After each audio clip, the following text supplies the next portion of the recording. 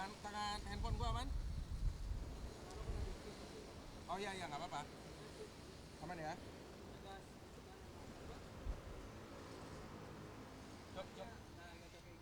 Coba ya, coba lihat gini lihat. Enggak lihat ya. Oke oke oke.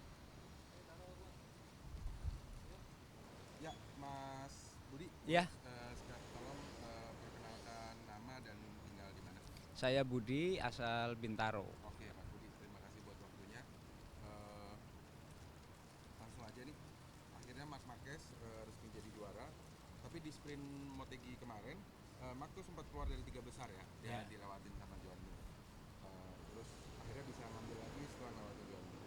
Nah, kalau mau dia lewat tiga besar tuh kan sempat ada mungkin perayaan juaranya tuh tertunda gitu. Jadinya takutnya nggak jadi juara di Motegi. Meskipun akhirnya ya kita udah tahu gitu sekarang itu.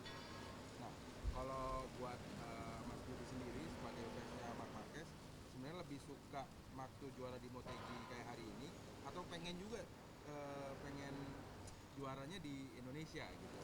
Pak, pengen yang kayak gimana? Lebih suka di Motegi sih Oh sebetulnya. iya, di Motegi. Kenapa? Di Motegi sebenarnya dua kali dia juara di udah pernah juara di Motegi. Jadi Motegi cukup punya sejarah yang akrab buat Marc Marquez. Mandalika semalah nanti deg-degan, rekor Marquez di Mandalika jelek, jadi nanti nontonnya nggak tahu hasilnya kayak apa. Oke, Mending di Motegi. oke, oke. Nah, tapi kalau Mas Budi sendiri bakalan nonton pergi langsung ke Mandalika atau enggak? Mudah-mudahan bisa nonton ke sana. Oh, oke. Ya. Tapi sejauh ini udah ada rencana? Sudah ada sih, Oke, sudah oke, ada oke. rencana. Nah, Audi aman? Bener nih, tadi ngomongin Mandalika, Mark tuh pernah bilang dia tuh sering nggak beruntung di sini ya. Bahkan saat race utama dia nggak pernah finish sejak tahun 2022. Kira-kira apa sih yang bikin Mark tuh apes terus dari tahun ke tahun di Mandalika tuh? Mungkin over confident, terlalu bersemangat sama terlalu percaya diri kali ya. Jadi ya gitu. Oke, Apa? Over the limit jadinya. oke.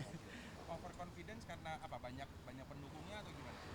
Ya, Marc Marquez sama Indonesia sebetulnya akrab, menurut saya mulai sejak awal karir, terutama di kelas utama, di kelas MotoGP. Dia sudah di Indonesia sama salah satu pabrikan Jepang di Indonesia. Jadi sangat sering ada acara atau apapun di Indonesia, sangat berkesan kan. Jadi karena dekat dengan Indonesia jadinya Betul. boleh gitu. Iya, karena di Indonesia itu ada kedekatan emosi sama perjalanan karir balap Marc Marquez sama hubungan orang-orang di Indonesia gitu. Oke. Nah, ada sedikit catatan unik nih. Dalam beberapa tahun terakhir eh, dari Jepang dia udah juara, terus habis itu Mark nggak menang setelahnya. Di tahun 2014, tahun 2016, di tahun 2018 Mark itu memastikan gelar juara di Jepang. Setelah itu di race selanjutnya, tepat race selanjutnya, dia bahkan nggak finish di Malaysia dan juga di Australia dua kali. Kalau peluang Marc Marquez di Mandalika kira-kira gimana untuk balapan kali ini?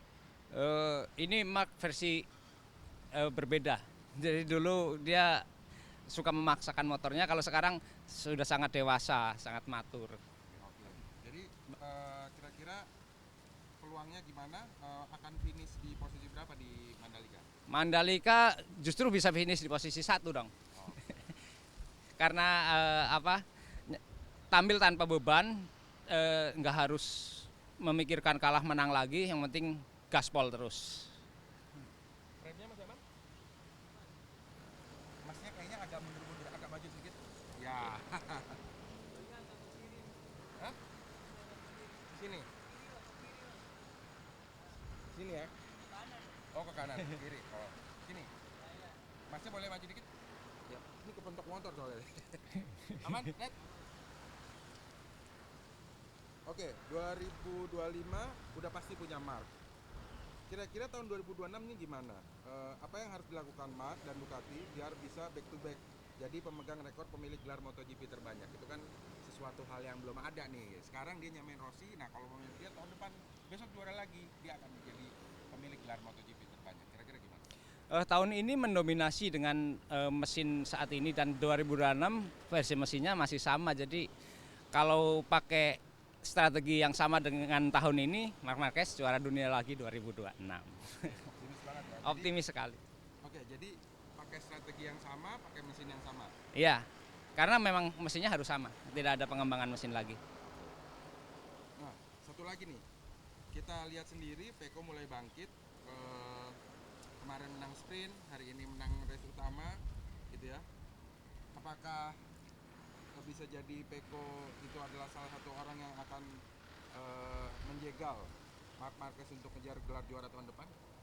Ya, pastinya Peko, Alex dan Bezzecchi saya lihat kans ya untuk menjegal Marc Marquez, tapi ya cukup mereka bersaing untuk kedua saja deh. Yang satu sudah Marc Marquez. Oke, kalau khusus untuk Peko ada tanggapan tentang kebangkitannya dia di balapan di Jepang? Kebangkitan Peko sebenarnya di awal musim ini juga Peko tidak buruk, dia sering naik podium, buruk kan di pertengahan sebelum ini, sekarang bangkit, jadi masih butuh beberapa seri lagi untuk melihat konsistensi Peko. Oke, mantap. Sorry, boleh diulang lagi. Jadi selain Peko, siapa lagi lawan yang harus diwaspadai musim depan dan kenapa? Alex Marquez dan Bezzecchi. Kenapa tuh? Alex Marquez terbukti sudah sangat mengenal Ducati, kemudian di beberapa sirkuit tertentu dia memiliki keunggulan, dan Bezzecchi juga Aprilia sepertinya sangat pesat majunya ya, pengembangan motornya. Jadi Bezzecchi juga sudah mungkin semakin mengenal motor Aprilia. Oke, mantap. Ini di luar Ducati ya. Ada hal menarik dalam beberapa balapan terakhir, rider Honda tuh muncul di top 5. Joan Mir bahkan peringkat 4 di sprint Motegi, dan hari ini bisa podium untuk pertama kalinya setelah sekian lama. Kalau menurut Mas Budi, ada fenomena apa nih sama Honda? Menurut Mas Budi, yang hebat nih ridernya makin matang atau gimana? Rider Honda saat ini menurut saya justru versi terlemah dibanding sebelum-sebelumnya, karena hanya Joan Mir yang memiliki titel gelar juara dunia, tetapi konsesi yang didapatkan Honda dengan Yamaha juga membuat pengembangan mereka, kuota untuk mengembangkan motornya lebih banyak, jadi motornya lebih pesat berkembangnya. Oke, jadi bisa nggak kita bilang hasil belakangan ini kita sebut sebagai kebangkitan Honda? Bisa. Jadi Bisa karena terseok-seoknya dari awal musim, terus kemudian makin ke sini terlihat sekali masih kayak Luca Marini awalnya juga susah masuk 10 besar, sekarang sudah bisa masuk ke 10 besar, kadang di 5 besar. Joan Mir bahkan sekarang sudah podium ya. Oke, jadi yang bangkit memang motornya gitu ya, maksudnya memang. Ya, motornya yang bangkit Hondanya, karena pembalapnya masih tetap. Oke. Nah, ngomongin Honda, ada juga nih tim Jepang lainnya yang lumayan struggling musim ini, yakni Yamaha.